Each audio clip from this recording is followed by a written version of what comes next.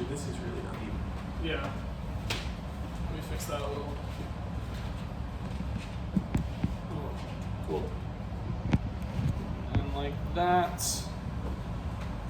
Is that fine? I think that's okay. That's fine. Yeah, everyone's in the frame. It's a bit of a small table. Oh, all right. 3, 2, 1. Hello, everyone. Welcome to the Hoops and Hits podcast. I'm your host, Casey Smith, joined by my co-host, Jordan, as well as our guest for today, Logan. Today we're going to be ranking our wide receivers. We have our top 15 consensus wide receivers for this season. Not fantasy football, but like real solid football going into this year. But before any of that, Jordan, Logan, how are you guys doing today?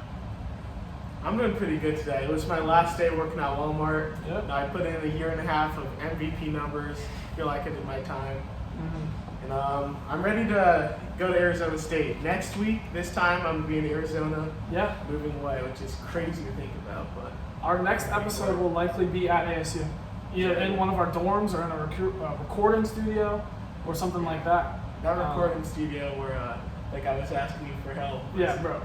We need to get a recording studio. That's gonna be sick, and we can actually have that would be sick. we're gonna have real mics From and this to a recording studio. Dude, it's gonna From the be dog food. This is like we're gonna make it out. We're gonna make it out. Make it out of RB. We're gonna make it out of RB.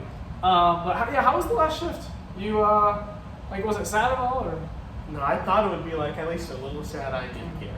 You didn't care? I didn't care at all. It was just regular day. They tried to have me do self-checkout for like 15 minutes.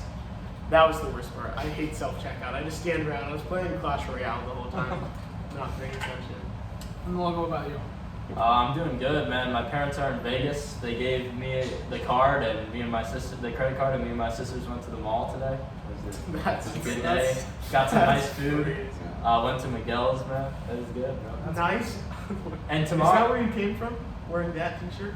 from the mall at Miguel's, yeah. No way you went to McGill's in I that. thought you just came back from golf and Yeah, no, I didn't golf today. And my last day at Target is tomorrow, and I think I used to hate Target, but since I switched my position, I actually kind of like it. Guest service, right? Yeah, yes, sir. Guest service. It's gonna be kind of sad. I mean, yeah, I had my last day at Submarina a couple days ago, and it was a little bit sad, but I was pretty happy. I still got to turn in my uniform. I got to do that, but I collected my last tip, and right after I left, like literally yesterday, they added a new sandwich, which is like really funny. It's like this Hawaiian thing on Hawaiian Roll, like completely different, which kind of Like sucks. they haven't added a sandwich in a long time. I don't go there often. About half a year ago, they added the Reuben, but that was basically they literally like our hot pastrami with like macaroni sauce on it. Like it really was not that different. This is new bread, like new meat, like new everything. I don't know, it's kind of crazy. But yeah, I'm done with working, so that's nice.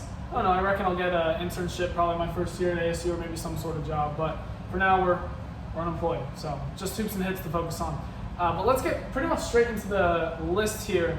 So basically how it worked is all three of us made our rankings of how we view the wide receivers in the NFL, and we added it all up together and to make a consensus rankings, and then we'll go one by one. So I wanted to start off with two guys who did not get on the list, but did get votes. So the first guy is DK Metcalf. He got 1 vote, so we got a vote for 15.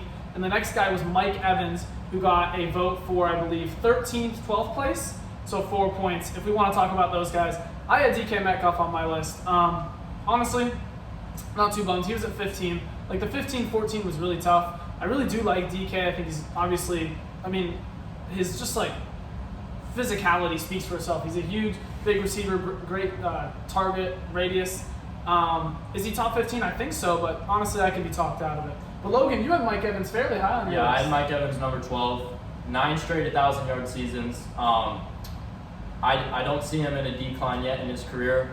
He's had a number of different quarterbacks, and he still is able to produce. I'll be interested to see next year with Baker Mayfield, probably you'd argue his most challenging quarterback. He's been the downfall of a lot of receivers, so I'll be interested to see how he does. He has. But dude, you can't argue with 9 straight 1,000-yard seasons, touchdown monster. So I had him up pretty high. I thought he looked a little bit worse last season. I had him in fantasy football, so I was watching him a lot, and he still produced. But I thought he was just a little bit slower. He's a little bit more clunky. Obviously, he's super big, so he's a big red zone threat, and he has very solid hands. But he just looked like he lost a bit of a step. I would say, if anything, Godwin might be better than him. I think I would say that. And with Baker coming in this season, I'm not willing to bet on Michael Thomas or Mike Evans. Even though this is like right now, like talking, not projecting for the future. Yeah. That take probably just won't age well due to Baker. I mean, he's killed OBJ, he's killed Jarvis Landry. He didn't make Cooper Kupp look. Did he play with Cooper Kupp last year? I don't Did they know. overlap? I don't think so. But yeah, Baker is not good at football. As a Browns fan, I can tell you he's not good at football. Any thoughts on Mike Evans and DK Metcalf? I had Mike Evans, DK, and Keenan Allen all in the tier of like just barely short of making my list. I think they're all great receivers in their own unique ways individually, but I don't think they're top 15 right now. So that's the reason they're out. There's one reason, like for Keenan Allen, he would have been a couple years ago, but as the years go on, he just slowly goes down. Mike Evans, just at this point with Baker, I don't think he's going to have as great of a season. And I think last year, like Casey was saying, Godwin outperformed him. And DK, it's just hard to not have DK on my list, but he was probably 16th on mine. And Keenan Allen for me is just obviously he's an amazing route runner, but like, dude, the Chargers were running every single different route scheme thing they could to get him open because he's not fast at all. The athleticism is really falling off. But man, it just goes to show how good of a route runner he is that he's still relevant. If we're ready to move on to number 15 though, is Amon-Ra St. Brown. He got 5 points. The only person who put him on their list was Jordan. I believe you put him at, what position did you put him at? 14.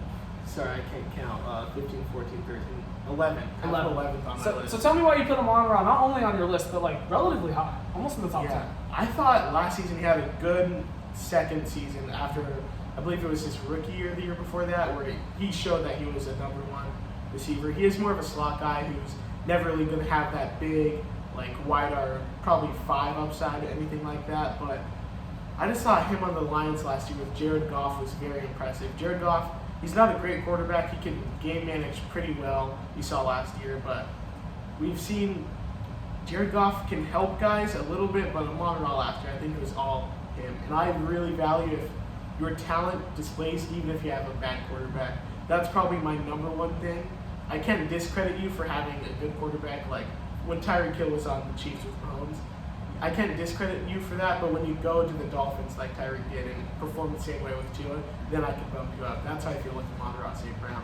My reason for leaving him off, it was super close between him and DK. I was going back and forth. I just thought that, he has a worse quarterback, but he has a quarterback that just feeds him the ball. Last year, it was only Hawkinson, really, who was the other option outside of the run game, of course. But then Hawkinson left. And he got a lot of targets because he's good, but DK has a lot more to like compete with, I would say, or other receivers out there. So he does get fed the ball a lot. I mean, he had 106 catches last year, 90 the year before, which is super amazing. But he's a much more short, intermediate guy, which it just really speaks to, I'd say more of the capabilities of the quarterbacks he's had, and the fact that he is a really good, short, technical route runner. He is not some super big, dominant guy, but he's definitely a talented receiver. And he trended up. He got a lot better last year. Yeah, he's one of the big names that's off my list. I really considered him. I think he's one of those great fantasy football players that I don't rate as high in IRL yet, but I think he has the potential to be a pretty great receiver. I just need to see a little bit more. I think he also, like Casey said, benefits a little bit from just being peppered with targets on a bad team. Who was the wide receiver last year? Because Jameson Williams is hurt. Yeah, I know Josh Reynolds was in there a little bit. Yeah, there's a lot of different guys who just had a game or two on the Lions, but it really was just Amon-Ra. I'm gonna look up those targets. Just a lot of manufactured targets, which is totally you can't blame him for that. But I'd like to see just a little bit more before I can put him on this list. But he's definitely a great player with a good future ahead of him. The second leading receiver for the Lions was DeAndre Swift. And then, that's rushing. It was Khalif Raymond, then DJ Chark, then Josh Reynolds, then Hawkinson, who only played 7 games, then Swift, So Khalif Raymond, who got, 60 targets? Amon-Ra almost got 150 last year. So he was getting fed the ball. But moving on to the number 14, we have DeAndre Hopkins. He got 8 points. So I believe Logan put him at 15. He's at my 15. You put him at 14. And I put him at 11, I believe. I think he was really good last year. Yeah, I agree. I think he was when he was healthy, I think he was still a top 10 receiver, if I'm being honest. And obviously before, a top receiver, there's a point where you can easily say he's a top 3 receiver for a large part of his career. Mm-hmm. But I think he's on that decline. I think he's in that decline of his career. I don't think he's at that point in his downward slope that he's off this list, but I just have him clinging on at 15. He's also a guy that I'm really interested to see this season. I don't really know how to project what he's going to do on Tennessee. I would be a little worried with the Titans because retiring receivers who go to the Titans have not had a great track record. Julio Jones. Yeah. Robert Woods last year was terrible. Andre Johnson. Andre Johnson. I thought Robertson because you said Robert. Anyways, doesn't matter. I'm totally losing it too. But DeAndre Hopkins was great last year, and he didn't even play all his games with Kyler, I believe. Yeah. I believe he had some with Colt McCoy there. Yeah. So I think that really speaks to him very well. Obviously, we know why D-Hop's great. He's got a big frame. He's got amazing hands. And I still think he's pretty elite. I think the guys I have under him are guys who, by the end of this season, they'll probably be better because they're young, they project to go up, and D-Hop's probably only going down from here, I'd say. But I think at this current moment in time, he's more talented, and when he played last year, in the 9 games he played very well. Yeah. It just seemed like last year he didn't play with Kyler as much. He missed the first 6 games because of the PEDs. And I think he played through like a hamstring injury for a couple weeks of the season. So he didn't get that full season sample size that he would have wanted. So maybe you could attribute that to him being older, but the suspension really played a big part in him not having a great season last year. Yeah, I believe he played, 9 games, 10 games maybe? Had 700 yards, 70 or 64 catches. That's pretty good. I would say he had a good year. But I also get the hesitancy for putting him high up there, especially when he's not going into a great situation this next year. But moving on to 13, we have Devonta Smith, who had 9 points. Jordan had him at 15. Logan had him higher up, I believe, at 10. At 10. And then I have him at 14. I honestly get it. I see why you can put him up here. This is like kind of a cluster. From 15 to 11, Yeah. it's pretty close. I'll go ahead and say why I have him at 10. Just the progression of his career. Won the Heisman as a receiver, had a promising rookie year, and then took that sophomore leap last year. I think he's on the path for a really great career, and I think he's a really good wide receiver right now. I also have A.J. Brown higher up than probably most people would, because I think these guys miss out a little bit on just their team. Their team was so good last year that in half the game, half of the play of their season, they're just not needed because they're winning games. There's other options in the team. It's a great offense. Dallas Goedert, A.J. Brown, Miles Sanders was pretty solid last year. Jalen Hurts on his legs. There's so many different options. For Devonta Smith to produce like he did, was enough to have him really high on my list. Yeah, and about half the games, they're either getting subbed out towards the fourth or third quarter because they're just dominating or they're running the ball. Right. So yeah, they're getting less targets. And I'm going to be honest, when I first saw Devonta Smith come out of college, he won the Heisman, he was great. Yeah. He was so skinny. Yeah. I thought he was going to be so bad. I Yeah. didn't think he had the physicality, but he really, the second half of the season was really something special. Yeah. The second half was incredible. His second half of the season was okay, but he really broke out. Yeah. I would say the first half, it was A.J. Brown, Devonta Smith, but the second half, it was really a 1A, 1B. It really was, yeah. It really seemed like they were right there. And there was no part of the field he couldn't go, and I think it really also helped Jalen Hurts' progression. Last year, Jalen Hurts really could not throw the ball deep at all. He was towards the bottom in throwing the ball deep, and this year I think he was one of the best. Mm-hmm. So I really think that unlocked a different part of Devonta Smith's game and allowed him to make a leap. That being said, I think 13 or so is totally about fair. Also, I'd like to mention that even when Gardner Minshew was in, A.J. Brown and Devonta Smith both produced very well. It didn't even seem like they really took a step back at all in their production. So they I probably think did per play, but they got to play a full game. Full games. That's true. That's true. Yeah. There were multiple games last season where Devonta Smith at halftime would be 5 for 60 and a touchdown. Yeah. He'd end the game with one more target. Yeah, that's it. Yeah. So you got full games with Minshew. I can't see a world where A.J. Brown, Devonta Smith in 2 years once Devonta's really come into his peak. That could be one of those great receiving duos that rivals some of the best. Mm-hmm. Anything to say about Devonta? The only negative I have about Devonta Smith's season last year is the best games he had like when he started to break out, was at the same time that Dallas Goedert was injured. Yeah. So that it could be a correlation, but I think Devonta Smith, it was because of his talent and maybe getting used to playing alongside another good receiver. Because year before that, he was playing next to guys like J.J. Arcega-Whiteside. I think from a fantasy football perspective, that has a lot of people hesitant on Devonta Smith that Goddard's going to be there. I still think he'll be fine. From a talent perspective, though, you can't deny Yes. he's very good. Moving on to number 12, this guy got 11 points. We all had him about the same. 13, 12, 13. Garrett Wilson. Dude, Garrett Wilson's upside, like where he could reach in his career, he could be the best receiver in the NFL. He's playing with Zach Wilson, Mike White, just awful. Joe Flacco. Joe Flacco was like looking good out there, which is insane. He was old when we were in like 5th grade. Yeah, the quarterback play is terrible. So to go from him to Rodgers, go to those guys to Rodgers, even if Rodgers isn't great, which I am a little bit worried about how Rodgers will do, it's going to be an upgrade. Literally no matter what. I mean, it's going to be an upgrade. So from a production level, he's going to get even more. And he is like the complete package. Watching him play receiver, watching him once he has the ball in his hands, I think he's one of the most electric guys after the catch that I can think of, maybe outside of like Tyreek Hill, and then the rest it's all like I could argue it. He had such a great year last year. The statistics won't show it as much, but it's just how much do you want to project? How good do you think he's going to be this year? And I think the sky's the limit, really. Yeah. Like I said earlier with, I forgot who it was. I think Mike Evans with Baker Mayfield. Garrett Wilson played with 3 terrible quarterbacks all season, and none of them were really consistently the starter for him. They kind of flip-flop every 3 or so weeks based on injury or just poor play. Still being able to put up a great season is really impressive.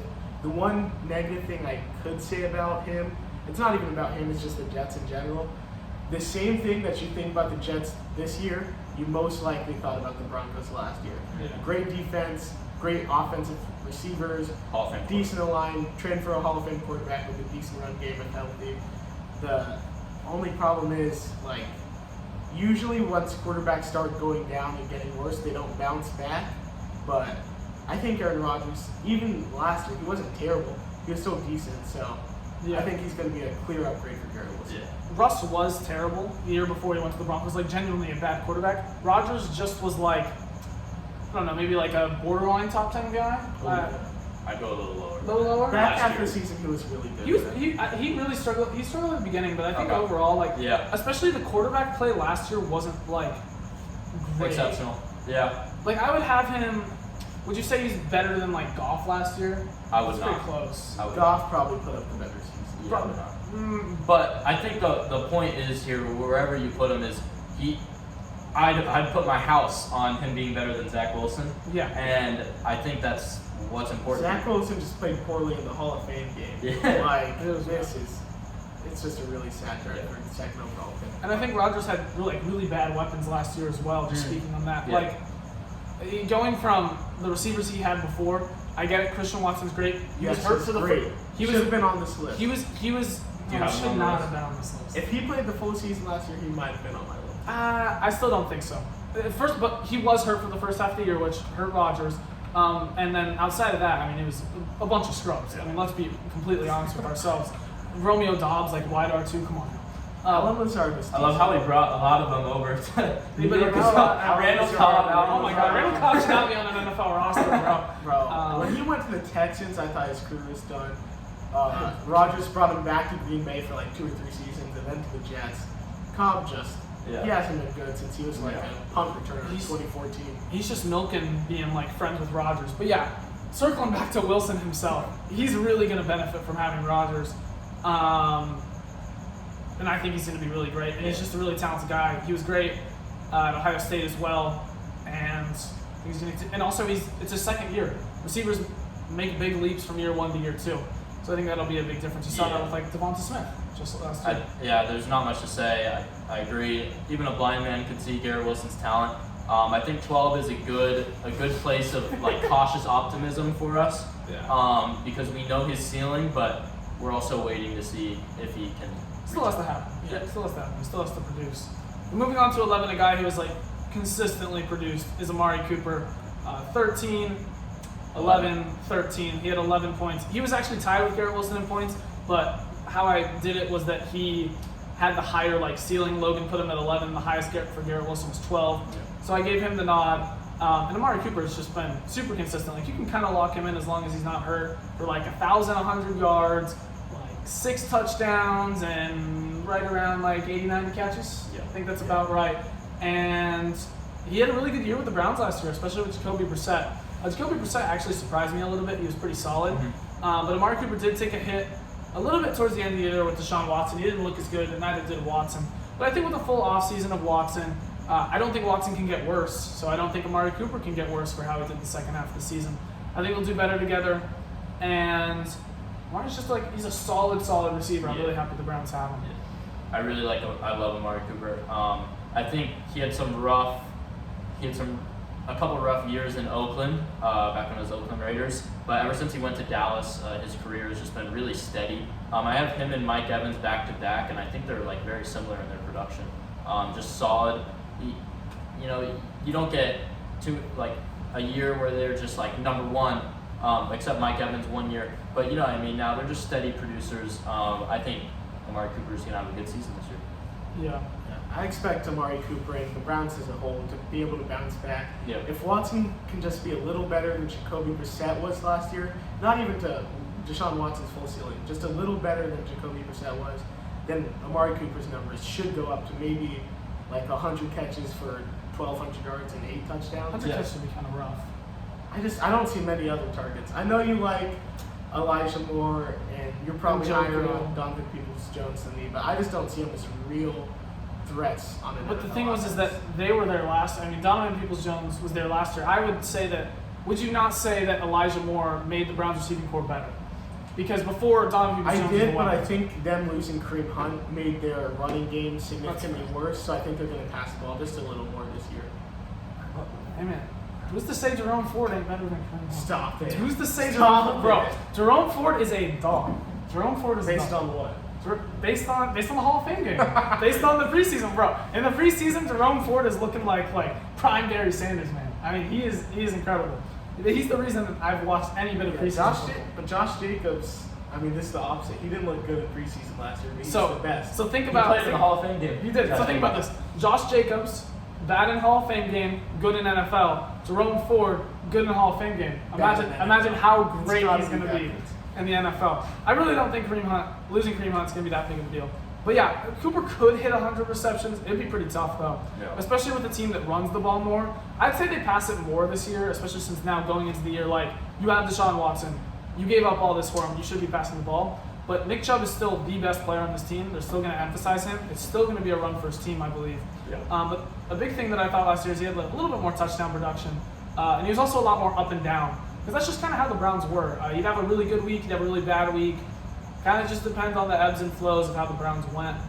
But I think 11, Yeah, I think 12 it's is fair. Yeah. pretty fair. I don't think you could have him much higher or lower. Because he's just one of those consistent guys that most people are going to be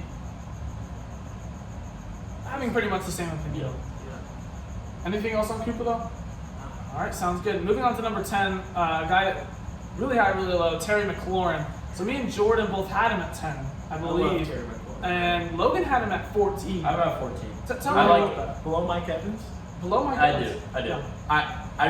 I do like Terry McLaurin. It's hard to rank him high when the production, it just hasn't been there. And I know you can blame it on the QBs. That's a fair thing to do, but the production just hasn't been there at the level of the guys I have ahead of him. So I'm not one to assume that he's going to be great with a good quarterback until he actually does it. So that's why he's so low. But I think he's a great receiver. Go ahead. For me, I just think he's a great route runner. He isn't a jump ball receiver really, but he has the ability to make those plays. That catch against the Chargers where Yeah. he's falling back, Green twisting Bay as well. around. Yeah. That is just I think one he had of one the against the Steelers last year that was on the sideline. That might have been the Chargers one, but it was on the sideline, went through the defender's That That was was the Chargers Okay. one. Week one. Yeah. That, man, just seeing Terry McLaurin plays like that makes me want to tear up. It's just, I think he's a great receiver who's the best quarterback he's ever played with? Alex Smith? Maybe Taylor Heineke? Dude, Alex Smith is hurt. Like, It's been bad. he's never played with an average NFL quarterback.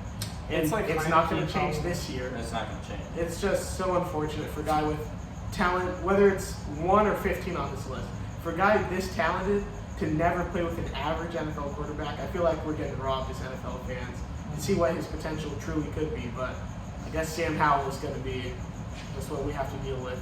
Maybe Sam Howell could be the worst one. He could be. There's one a of the chance worst he could ones. be the worst one. I don't know about Yeah. the two. He does not give me very much confidence. Yeah. I think that what will happen is I think Sam Howell will be bad. Jacoby Brissett's there. I think Jacoby Brissett will take over, and that'll actually be kind of good for him because Brissett can at least like be solid. that would be the best quarterback. That would probably If be he the best. played quarterback. like he did with the Browns last I season agree. specifically, that would be the best quarterback Terry McLaurin's ever played with. Yeah. I don't think it's even really that close. Brissett's pretty solid, but it does speak to something that they have Sam Howell over Brissett. So who knows? Maybe Sam Howell will have like a decent season. They might be trying to get that number 1 pick. That might be why. I don't know, dude. I don't know. I feel Sam- like their defense is kind of built not like for contending mode, but they do have a really good defense. Yeah. And correct me if I'm wrong, Keep but him in games. Ron Rivera still coach there. He is. Yeah. And he said don't sleep on Jacoby Brissett to become the starter by like week 6. That's such a weird thing to say. Like, It's- we have this guy starting, but don't sleep on our backup because Literally, don't sleep on him. Like, you're an old coach. Why are you saying don't sleep? If it was a guy like McDaniels or Kyle No, I'm just Shanahan- saying. No. I'm not saying the terminology. I'm saying it's No, weird how yeah, like, both.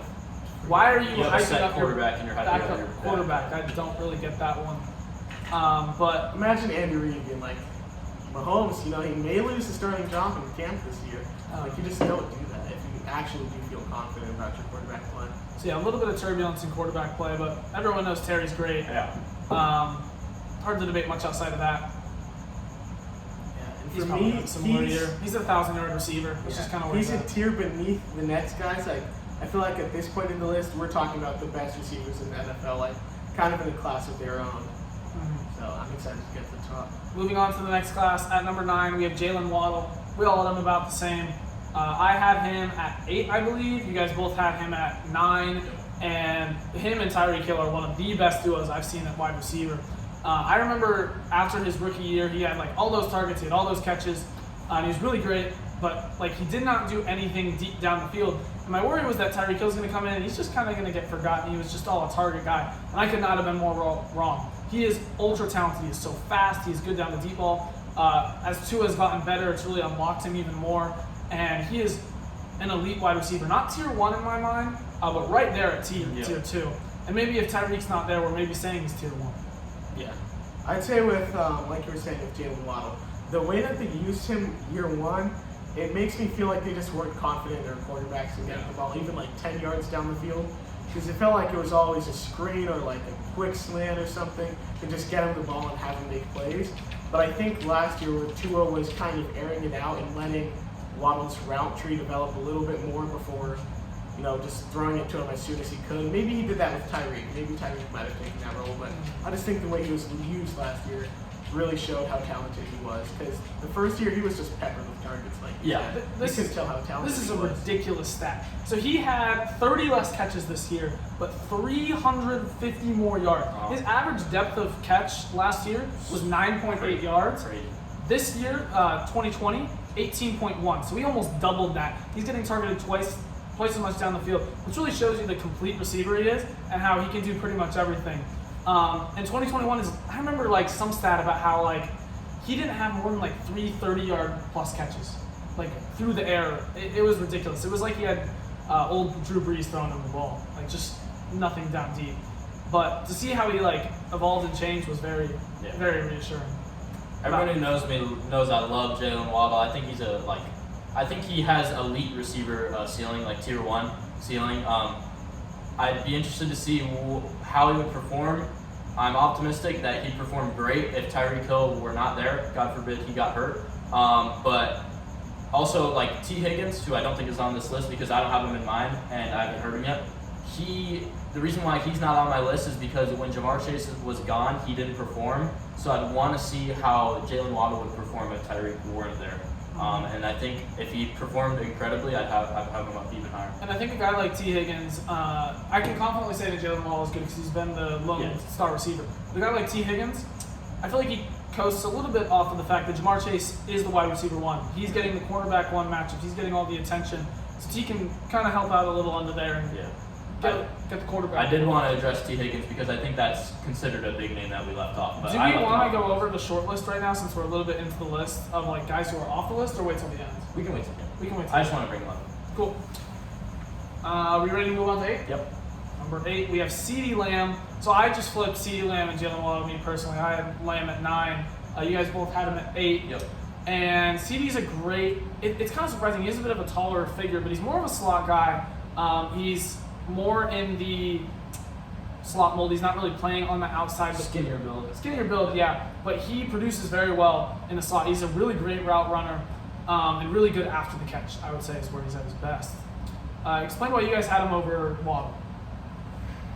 I'd say I just had him over Waddle because as the one, he did better than Jalen Waddle. It was Waddle's rookie season. I can't fault him, and to me at least, they're using him the wrong way. But when you get to this tier, you kind of have to start nitpicking. You just got to split hairs. All these guys are all pro ceiling players, usually going to be a pro low caliber player. So you just have to find whatever little nitpicks you can find. Yeah, CeeDee, same thing. He's proven as a 1. That's really the only reason why I have him above Waddle.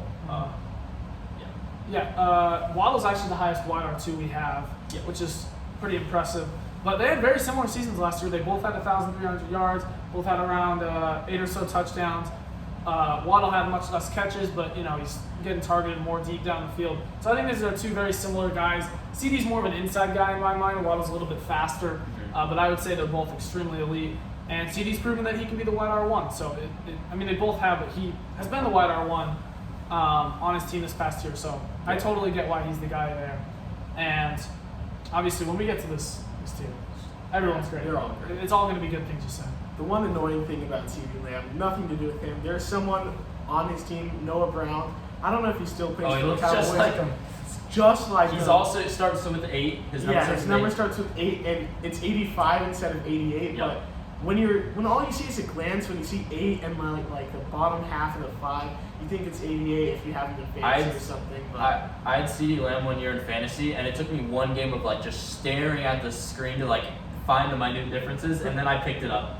So, but they look what's the difference? CeeDee's a little skinnier. That's all I can tell, and it's very minute, dude. They look alike. It's pretty funny. I thought you were about to mention Jalen Tolbert. I just No, thought you were going to bring him up. I just thought you were going to bring him up. I don't know. Man, I thought Jalen Tolbert was going to be fantasy value. I thought he was going to be CeeDee Lamb last his rookie year.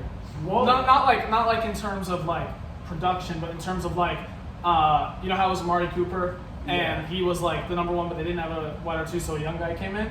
And the fact that Jalen Tolbert, young guy, I believe he's a rookie, comes in and is the wide R2 for a big Dallas Cowboys offense that really needs it because they produce a lot. So He barely even made the roster last year. I had so much confidence in him.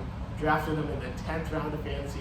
Cut him after So week 1. high. He was so bad. So moving on to number 7, though, a guy that Logan was very high on, A.J. Brown. Me and Jordan both had him at 7.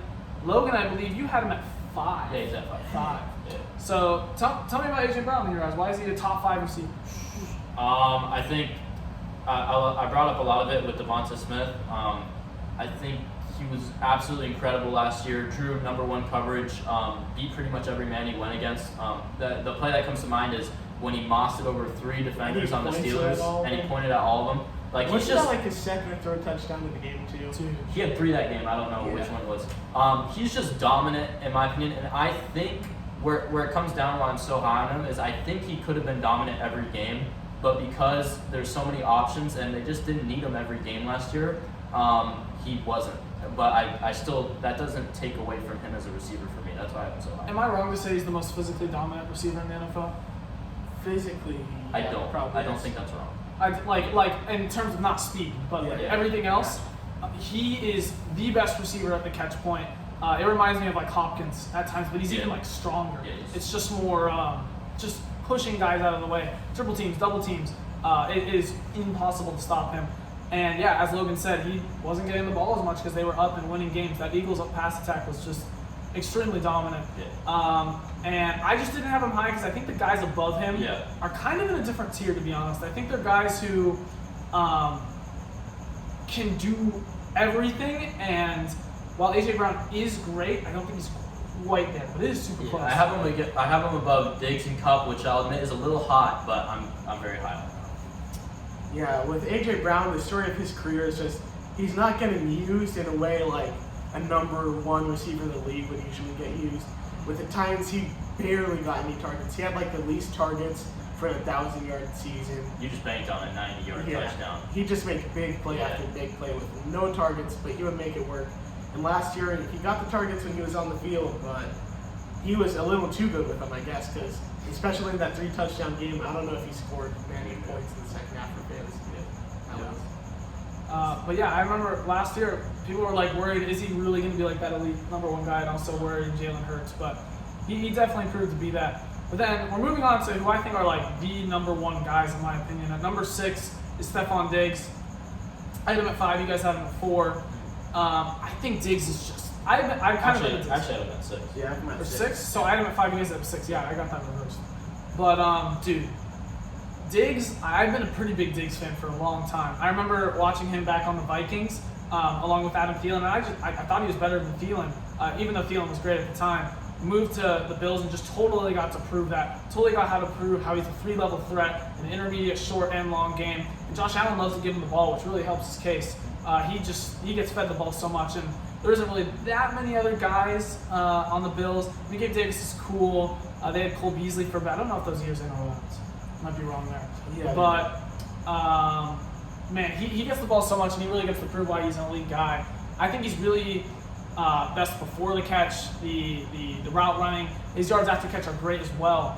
But really, he can just, him and Allen have like this connection that I see that's similar to like, not at the level, but similar to Kelsey and Mahomes, where it's just whatever they want to do. And late in games, that's just so big. It's literally like they're playing backyard football. It's like it's effing now with me and Logan over there. Diggs, he's your complete elite receiver. He's the route running before the catch. He can go up and win one-on-ones too. He's a little smaller, but he can go up and win those one-on-ones.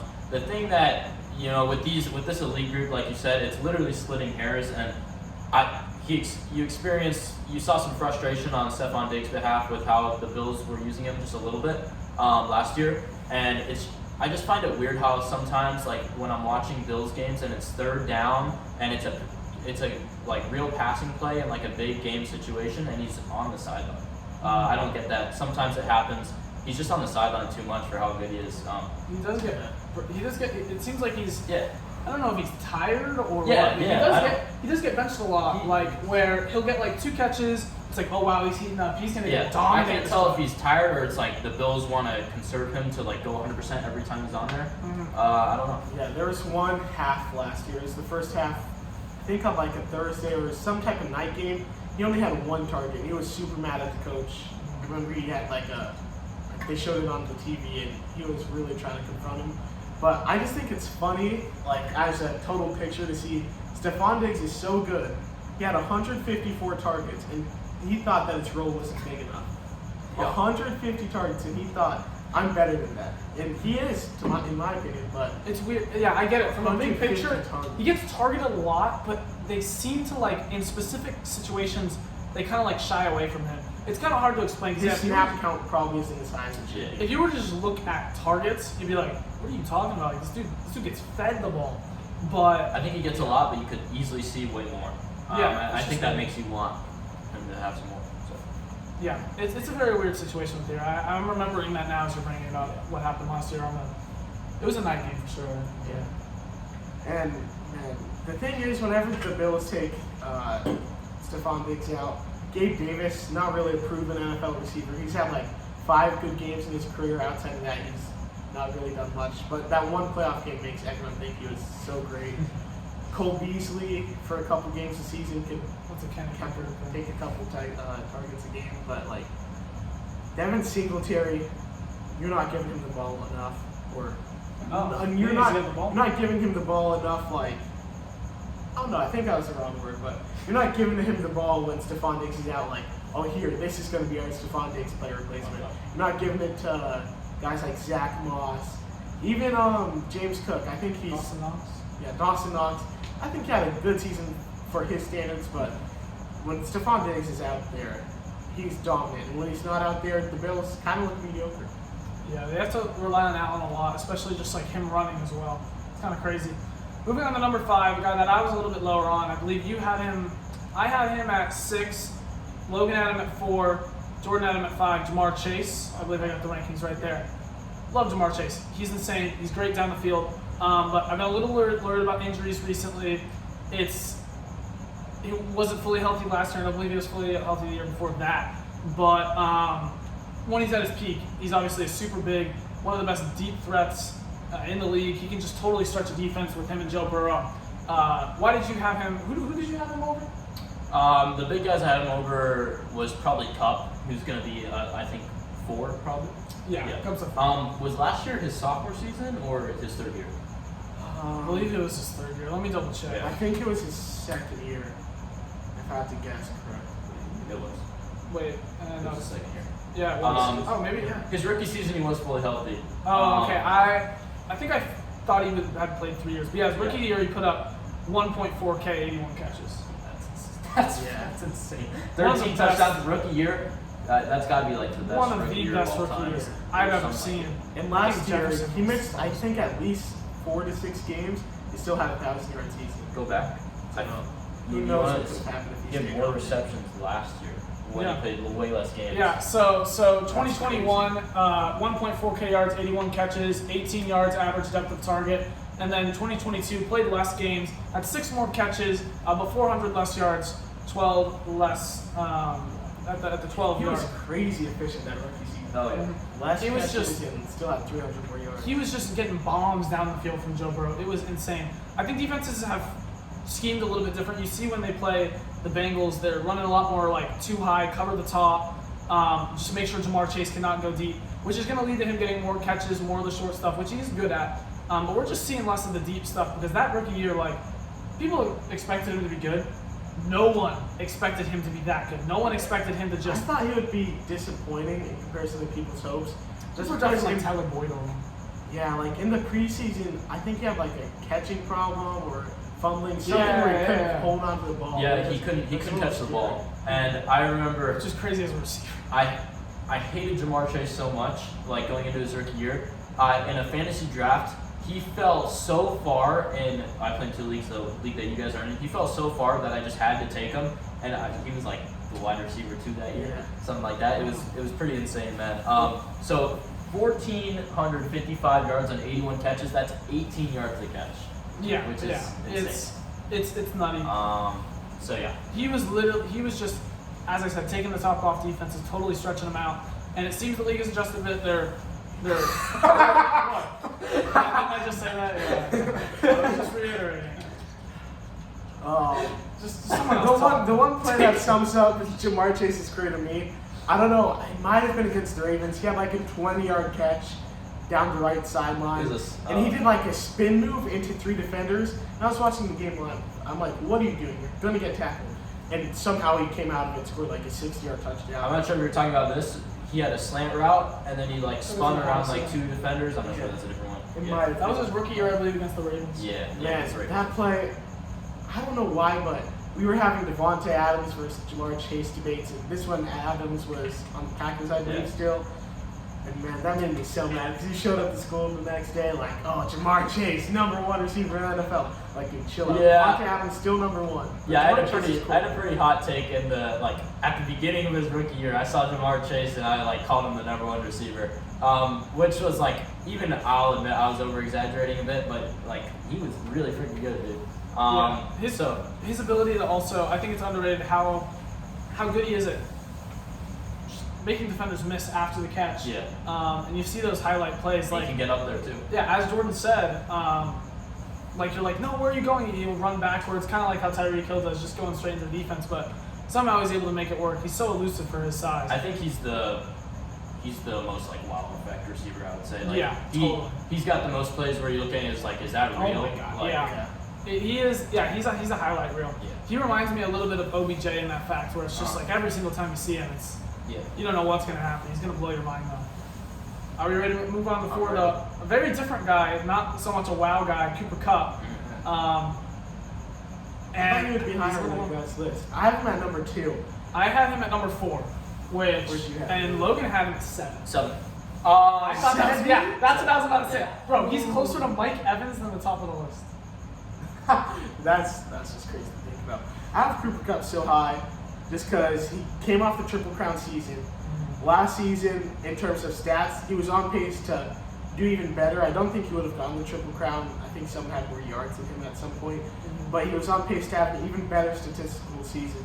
Then he got hurt because he was being used too much. Like, the Rams depended on him so much for their offense that he got hurt just based on being overused. And you saw what happened to the Rams offense. They went from a decent offense, like, that was serviceable, not winning a lot of games, but decent, to trying to get, like, 7, 8 playoff seed area, to just terrible. Like, their season was nowhere near the beginning. They relied on him so much. Outside of him, it's Van Jefferson, Ben Shawarnick, or whatever. Brent Skronik. Allen Robinson was there last season, complete done. No. I knew he was bad when he was on the Bears, so I didn't believe switching quarterbacks would do anything, but just the change that he brought to that offense. I don't wish injuries happen on people, but I wish you could see, like, okay, what are the Chiefs without Mahomes for a season? How different are they? Just to see what Mahomes' real value really is. I feel like we got a glimpse of that with Cooper Kupp last season. He Just is so seeing his valuable. true value to the Rams. He's so valuable, and I mean, especially with, like, man, he did everything for them. And he's not a guy who's like a super big downfield threat, like jump ball receiver, but he knows how to manipulate defenses so well. He reminds me of Travis Kelce in a lot of ways, and he even lines up like that. The Rams were using him 2 years ago when he won the Triple Crown in tight end sets, in like fullback sets. They were moving him all around the field. Yeah. And he is so good at picking apart zones, and man, he's good at getting where guys to, no, I'm not going to say that. He's good at beating man, and obviously he won the Triple Crown. You switched from that to that? Yeah, you don't want to know what I was going to say. It was pretty bad, bro. It was pretty bad. But the Triple Crown, dude, when's the last time the Triple Crown happened? Is it ever?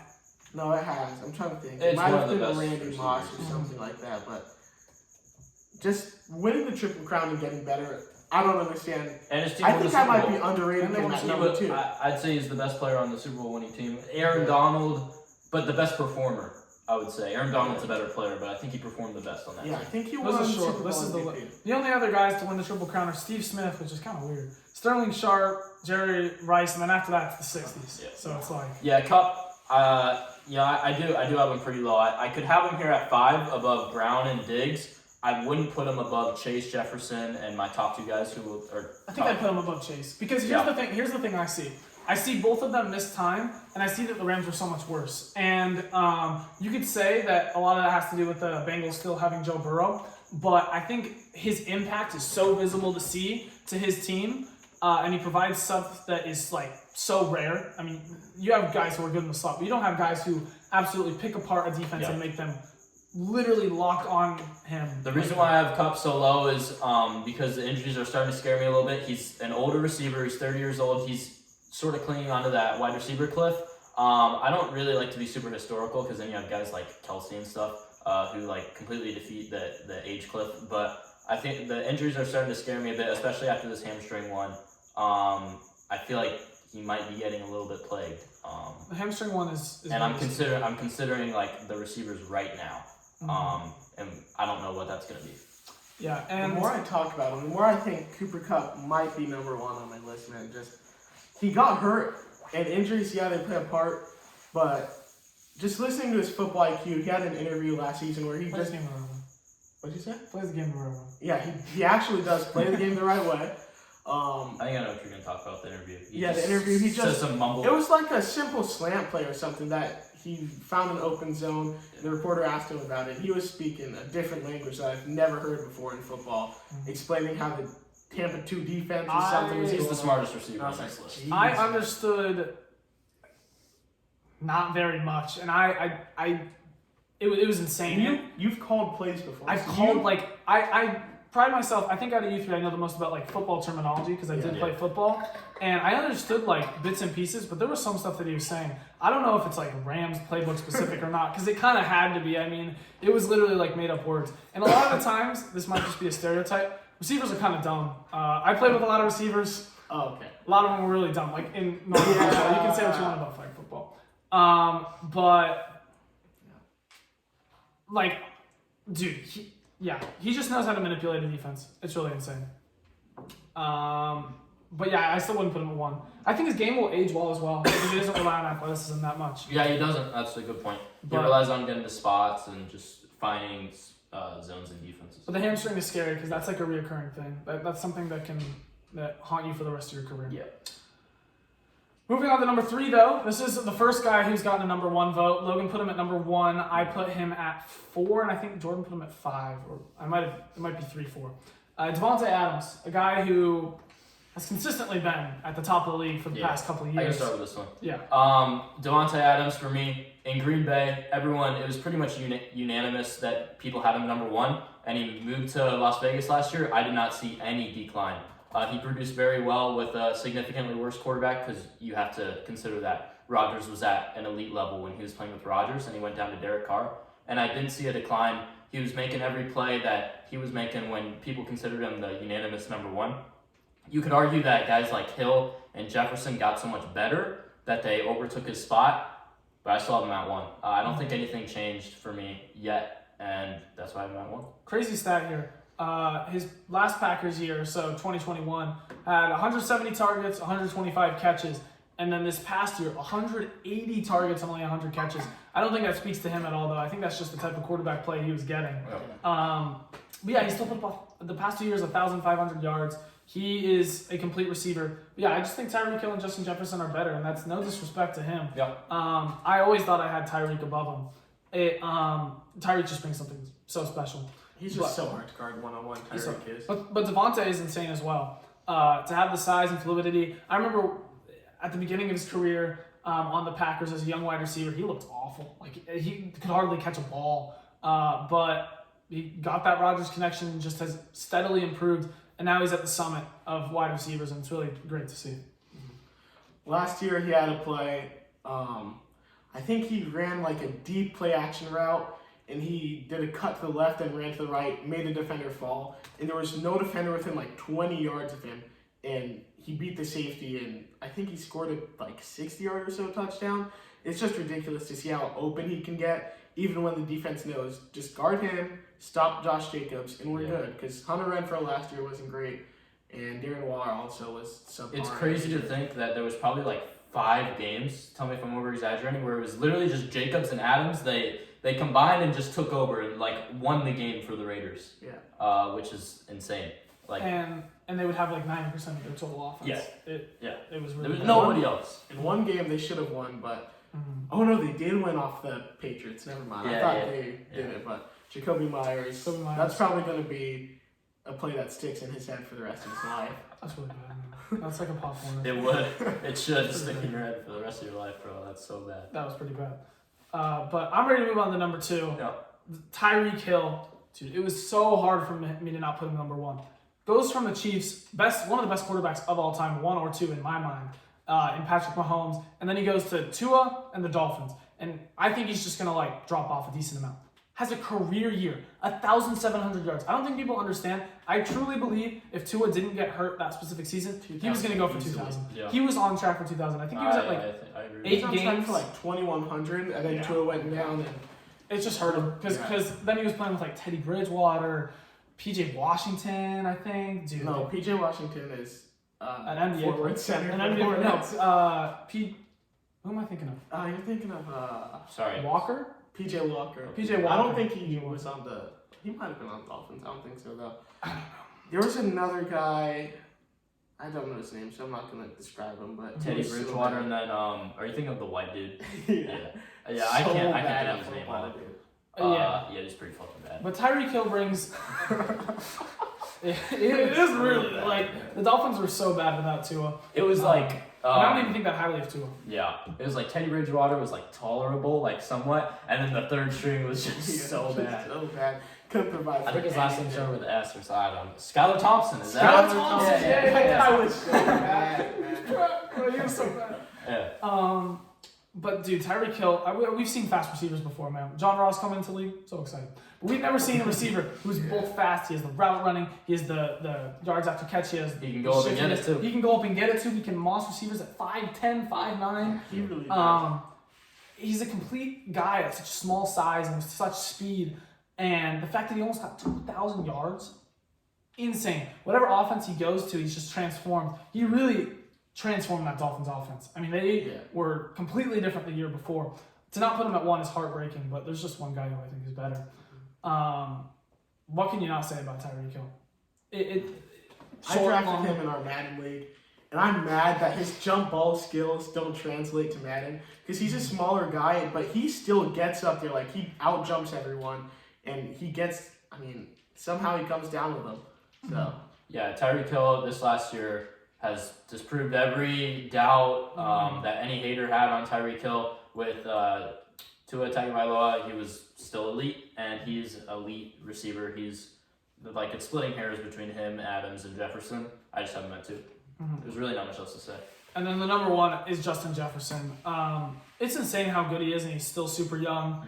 And I think it's only gonna not go up. It would be hard to say it would go it's up. hard to go up from here. But 1,400 yards his rookie season. Him and Jamar Chase and like maybe Randy Moss have some of the best rookie receiving years ever. Then 1,600 yards. Then 1,800 yards. He goes from 80 catches to 100 catches to 130 catches. Just continuously gets better and better and better. He's great at all levels, and it's a complete domination of receiver. I truly do think he is the best receiver in the league.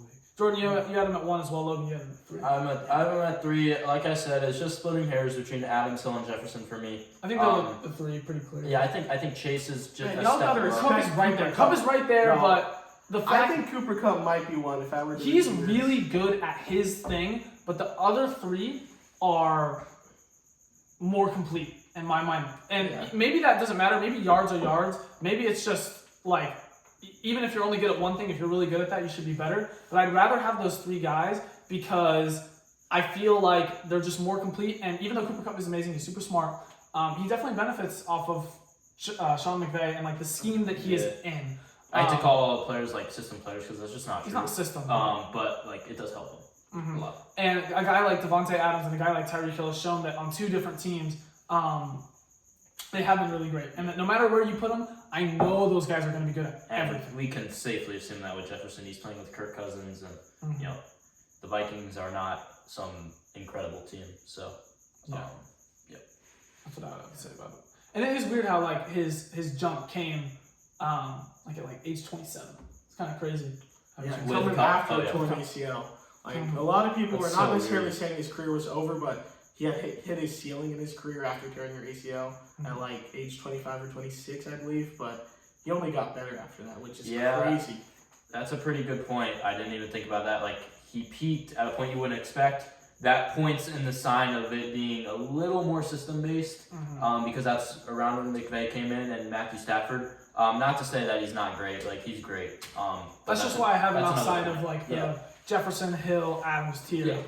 He didn't have a great, I think it was mostly touchdown dependent season though with Jared Goff, I remember. Yeah, he had one good season, I think, before his Triple Crown, and then he really popped off after that torn ACL. But we can go over the short list of players we didn't have on here. Obviously, Keenan Allen, Chris Olave wasn't here, Deebo Samuel, Calvin Ridley, DJ Moore, T. Higgins. We could talk about any of these guys, but the one that I thought was really interesting was Deebo Samuel. Because last year he's viewed as like one of the best offensive weapons in football. He can run the ball, he can catch the ball, and now he's like, I didn't really think he would be in my top 15. Did you guys? No, I was trying to find a way just because of his versatility, but I don't know. Last year he wasn't really a great receiver. Once CMC came in, he wasn't used in the run game really at all. So his versatility, which is to me his best trait, was taken away, and he was kind of just forced to be a receiver that I just don't think he is at this point in his career. Yeah, he doesn't have the like most crisp route running. He's not the greatest deep threat. He's kind of just like a short. He's great when he has the ball in his hands. Yeah, you want to get him the ball, but I don't know if he's beating someone based off his route running or something like that. He's not routing anyone up, or he'll route up guys, but that's not like the thing you look for him. It's get him the ball. How can we get him the ball? Well, it's short passing, it's medium passing, it's handing him off the ball. And Shanahan did a great job at that. I mean, we got to include Kyle Shanahan and the 49ers offense, how great they are at utilizing players. And I think while he was great, it was more manufactured and well-schemed than he is like this incredible receiver. Yeah. last year in fantasy football, I was so high on him because he finished as the wide R2 the year before, and he's being drafted in like the late second round because of Trey Lance. And I just didn't understand it. I didn't think much would change really. And then Trey Lance got hurt, and Jimmy G was there, and it still changed a lot. It was just he performed so poorly last year. He wasn't really consideration for my top 15 this year. Mm-hmm. And then, didn't you say who else did you want to get in there? DJ Moore, I thought you said. I was just saying, like, DJ Moore, when he was a second or third year guy in Carolina, you thought his career had like a higher ceiling, but just based off what I've seen, he kind of just is who he is at this point. He's kind of like a 20th best receiver in the league or something like that, and I don't think he's going to get much better or worse. DJ Moore to me is comparable to like Terry McLaurin. Obviously, I rate Terry McLaurin more because he's on this list. But I think I do really like DJ Moore. I think they're both like good receivers. Could be great receivers in better situations, but I just haven't seen it. So. I think he's gotten considerably better at route running and becoming a more fine receiver. I remember when he first came in, it was more like physicality, big, strong. But now he's become more developed and skilled, I believe, which hopefully Justin Fields will be able to show that off. But I'm not the most confident because even though Fields was great and fantasy football players will love him, he wasn't a great passer. He didn't have any number one target last year. Like, he didn't. Darnell Mooney was his number one target, but he didn't necessarily provide for Mooney to have a great statistical season.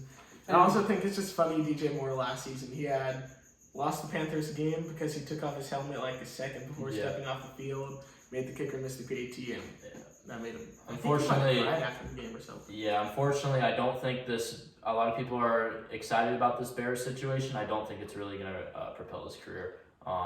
It could, but I'm not very optimistic. I think he's going to remain sort of what he's been. Yeah, and that's fair. Like, I think he'll get a slight uptick in production, but not really that much. Fields kind of worries me as a passer. Yeah. Any other receivers to talk about, Logan? No. All right, I think about wraps it up. Everyone, I'll just read through the comments real quick, and I'll get about it if there's anything to say there. Are any of you concerned about Joe Burrow's injury? Me personally, I think they're just holding him out because they can right now. Versus Cooper Kupp, I think he's being held out because he's actually hurt. Yeah, I'm not really worried. He's a guy, he can't use his legs, but he can be just fine, just stationary. So if it actually does affect him, he can still just dump it off to his like receivers or even just throw just stationary. One of them was thoughts on Devontae Adams with Jimmy G. I don't think it really matters. I think it'd be good. I think it could make because Derek Carr was willing to sling the ball. I don't think Jimmy Garoppolo's ever really been like a gunslinger. So I think it could change his ceiling, but it doesn't change his talent, at least for me. Yeah. As far as from a production standpoint, it could affect him, but as a receiver, you're still going to see the same guy. So it's not going to affect him, but it could affect his production. Yeah. All right, that about wraps it up. Everyone, thank you so much, and we'll see you next time.